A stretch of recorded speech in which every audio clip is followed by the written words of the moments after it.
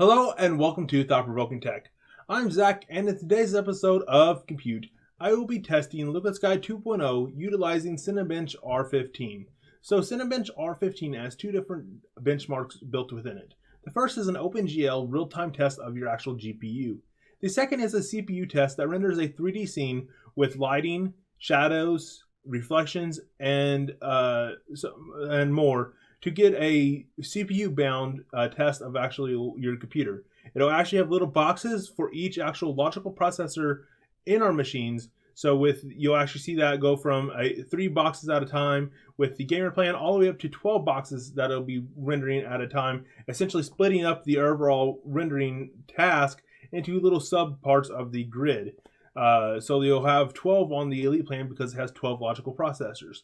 So I wasn't really planning on running the Opengl test, but however, the test I got back from 3D Mark's Firestrike test kind of led me to want to go ahead and run it just to see what kind of results I did get. The Firestrike test kind of indicated that possibly the actual performance of the GPUs didn't increase at all. The raw computing performance of those GPUs didn't increase at all, even though that the VRAM increased. Now, this is likely not to be reflected directly into games, as we are likely to see increases because certain games will utilize more VRAM, and that will allow them to have much better FPS than if they were trying to run on only 2 gigabytes of VRAM and they're really wanting 4 gigabytes of VRAM. That will negatively impact the performance, and that's more something that we'll probably only see when we're actually doing gaming benchmarks instead of these synthetic benchmarks. So the VRAM increases will probably increase our actual raw FPS output. However, it's looking like the actual raw computing performance of these GPUs is not increasing as the tiers increases. So this would be another test to just kind of confirm that, or see if Firestrike just had something weird going on with the server-based architecture with the Quadro grid M60s from NVIDIA.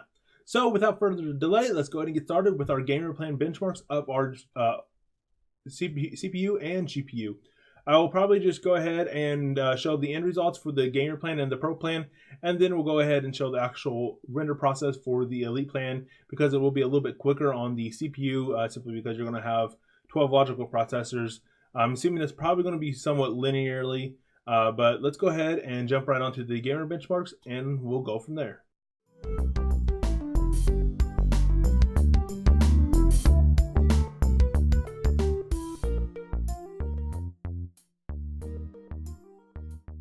Alright, so I went ahead and decided to test my local machine just to essentially form a point of reference for what the LiquidSky 2.0 hardware is going to give us. In addition, having this more consumer-based hardware will make it easier to kind of cross-reference the performance and kind of get a pretty comparable end result to what a computer would cost that would be able to run what LiquidSky is running. Once again, keep in mind that these are synthetic tests, and they will not be apples to apples direct comparisons. However, the CPU test is probably going to be one that should be pretty reliable.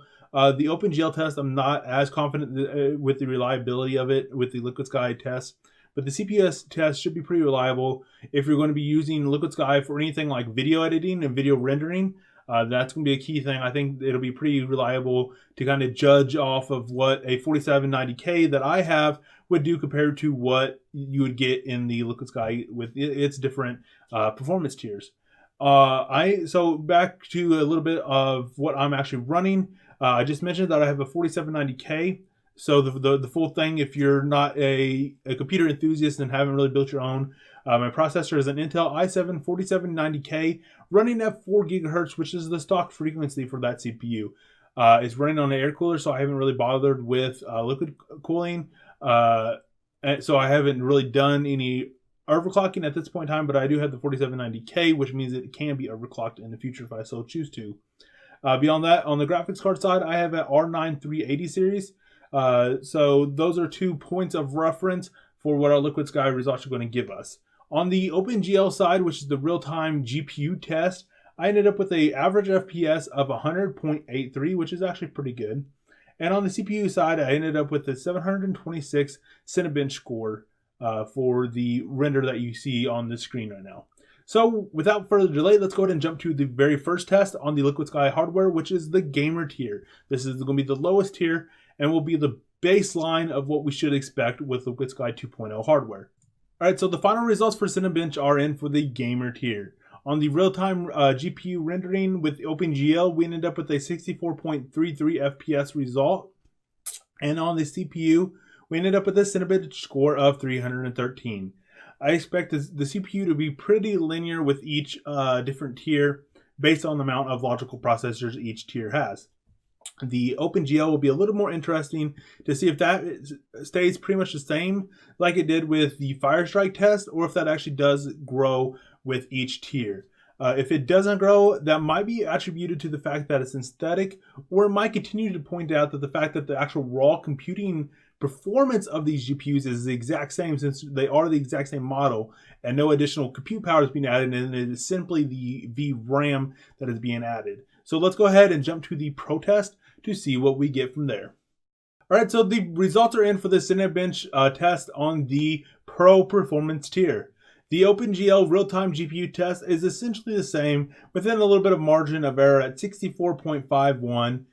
So it's kind of continuing what we were seeing, the trend from the 3D Mark Firestrike test, that the actual GPU test that the synthetic benchmarks are doing are being very consistent between the tiers, despite actually having an increased VRAM and possibly increased compute power, but that's not really known at all. If that compute power is increasing, it doesn't seem like it, and it's something that the VRAM is probably not too important for the synthetic test. You're not going to see the fluctuation that you would see in a real video game that we'll be testing later on. Now on the CPU side, I got some nice thunder for some background noise.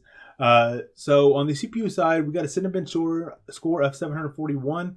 That's roughly where I was estimating. It looked like we had a little bit around, roughly about 100 points per logical processor with the gamer plan. So I was expecting somewhere a little bit over 700. So it's a little bit higher than I expected by a very small margin, probably within the margin of error. And essentially with each logical processor, it is I'll go ahead and show the full benchmark on the Elite plan. I didn't really see the point of showing the entire benchmark 4 times with the local machine in the 3 different performance tiers.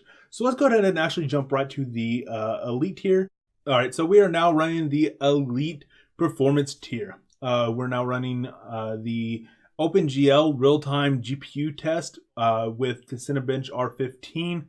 And this will give us a pretty good insight into if this trend is continuing with what we're seeing, what we saw with 3D Mark and the Firestrike test. That this GPU performance itself was pretty comparable.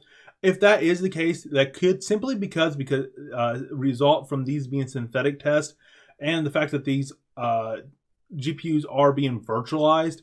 So that could be playing a part into why these results aren't being too drastically different. And at the same time, it could simply because that there isn't actually increased compute power, and the virtual RAM, or the VRAM, not the virtual RAM, the VRAM isn't really playing a part in these tests. And as we just saw, the CPU part, or the GPU Opengl test, is essentially pretty much the same exact score within margin of error and a little bit of fluctuation. So I'm moving on to the CPU test to kind of see how that's doing. So every one of these boxes represents a logical processor, and this is a much slower test on the gamer plan, and even on my on the pro plan on my local computer to a degree, because on the gamer plan you only have 3 logical processors. So as you can see, each one of these is taking a little bit of time. Multiply that by you only have a quarter of the logical processors. You can see why it would take a lot longer, and why I didn't include the full benchmarks from all of these, even though this benchmark from start to finish, both on the Opengl and the CPU, was pretty quick. You could see why on the slower tiers why I didn't include that. So we actually ended up with a very good CPU score of 1283, continuing the trend of a little bit over 100 points on Cinebench for each logical processor for each of these tests. So with that in mind, the Opengl, I'm going to hold off any analysis and a final conclusion on the GPU side until I have got my hands on some games or started testing some games and getting my hands on some benchmarks of those games. It could, like I was saying, simply because the fact that these are virtualized and these are synthetic tests, giving false results in the actual FPS, and games might have a little bit more of an impact. In addition, it could be that simply because they don't have any more compute power in these GPUs, but that increased VRAM makes a big difference in games, which I would definitely see, especially going from the gamer to the pro, where you're only going from 2 gigabytes of virtual RAM or VRAM to 4 gigabytes of VRAM, which makes a pretty big difference in games. Beyond that, the CPU side, you have the pretty much linear progression, and that's as always. But I could definitely see this being useful for cases outside of gaming, especially with having 12 logical processors. Imagine video editing and exporting, which can take quite a while, especially for people that shoot in 4K. Now my upload speed's horrible, but if I could shoot stuff, go ahead and throw it in OneDrive and have that sync or Dropbox or Google Drive, whatever service out there that you use, Box. I personally use OneDrive because I have Office 365, both at work, and I have a personal account, and that gives me a terabyte of storage with the OneDrive or all the Office apps, which is pretty much a no-brainer for me. So that's what I would use. But if I threw all this footage that I shot, the day or two before, let that upload to OneDrive, and then while I'm using LiquidSky for something else, OneDrive could be downloading and syncing in the background, and then I could go to editing probably on the gamer, maybe on the pro tier, but you'd probably be pretty fun on the gamer tier. And then you could jump to the elite tier and export very quickly.